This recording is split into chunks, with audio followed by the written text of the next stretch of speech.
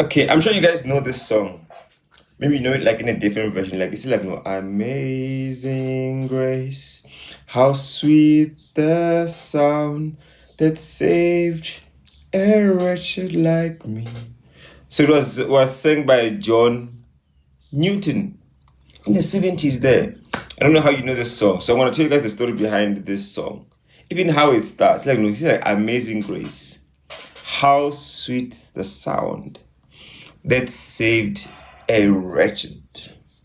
Hope I'm reading it correctly. Wretched, like me. It just reminds me of Paul saying, "Oh, what a wretched man that I am." So let me guys tell you the story behind this song, or even the man behind the song. John Newton. Hope I'm reading it right.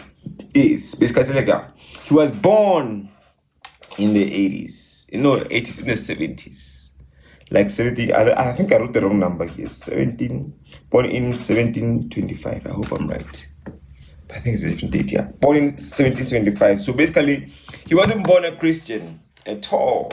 You know, he was not born a Christian. He was a slave trader.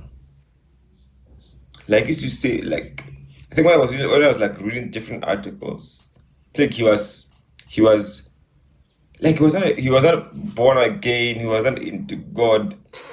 He was he used to like drink. He would drink. He would get into trouble with authority. He would. Because back then, like black people were being traded, so like he was also involved in the trading of slaves, like specifically like black people. Also, yeah. So he was the one like who used to like ship them, like shipping people from this continent or this country to another. That was his job. That was his profession. That was his career. You know, that's the guy who wrote the song "Amazing Grace." You get what I'm saying? That's the man whom God chose to write the song, right? So that was his daily job. And then until one day, who's calling me now? Can't call me now. What's this thing called? Until one day he was on the I think Atlantic. Then all of a sudden I think when I was reading it just reminded me of Noah.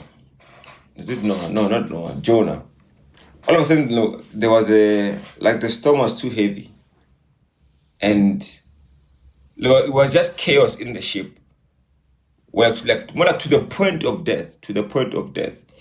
You get what I'm saying? So I think that's when like he started to remember God.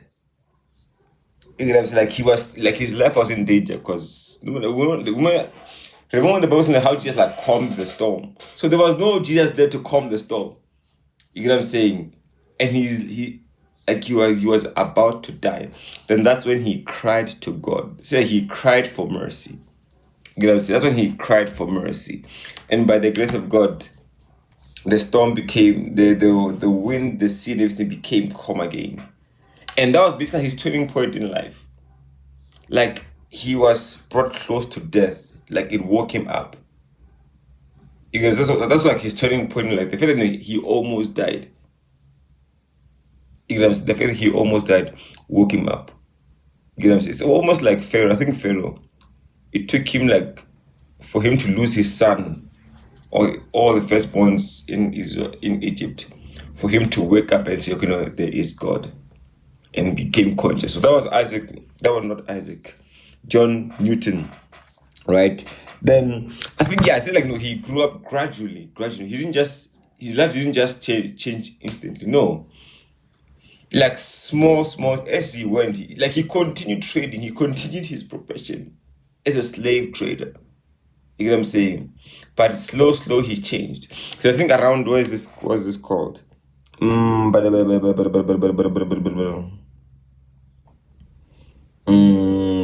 I forgot the name of the church. But at some point he was still like in 1764 he was ordained in England. So he changed gradually and eventually he was ordained in a church. And that's where then he made a friend called in that church. I'm not sure if it's in the church or outside the church. He made a friend. The friend's name was called, what's the name of his friend? I can't find the name. Oh, William Cooper. Or Cowper Cooper. and together they wrote songs. As they wrote songs, and this one of the songs they wrote one of the songs that they wrote. No, it was Isaac John Newton who wrote the song alone, but no, they were working together. They became friends, and they wrote songs together. You get what I'm saying? Then the song became popular, but no, the song wasn't called Amazing Grace, because I think together they wrote about combined. I think they wrote about 348, if I remember correctly. But I think John Newton alone wrote about 280. Right, and the song was not called Amazing Grace. It was called Hymn 41. I need to check my notes properly. Yeah, Hymn 41, because it was out of the meaning, he was called Hymn 41. Right, and as the song became popular, but now because because the song starts by saying Amazing Grace, the song got the title Amazing Grace. That's how the song came to be. You get what I'm saying? I think as I tell you the story about his life, how he found grace, like he was a slave trader, but he still found grace. Not just to be saved, but also to be a minister. Because at some point in his life, he went from being a slave trader to preaching against slavery. It's like what Paul said, no. Like, you know what they said about Paul? Paul, they said no. They said this about Paul. They said no. Paul is, because Paul also used to kill Christians. He used to kill Christians, but now when he changed his life around, when God changed his life around, they said that Paul is preaching the same gospel he was crucifying. You get what I'm saying? So it was the same thing with John Newton. He also began preaching the gospel he was crucifying, because he was doing slavery. No. Yes, he was doing slavery. Now, when his life changed, he started to preach against it. And that's how he found, grace. Amazing grace. How sweet the sound. That's why he considered himself wretched, because he was involved in slavery. You know what I'm saying? But yeah, that was the story behind the song Amazing Grace. Peace, guys.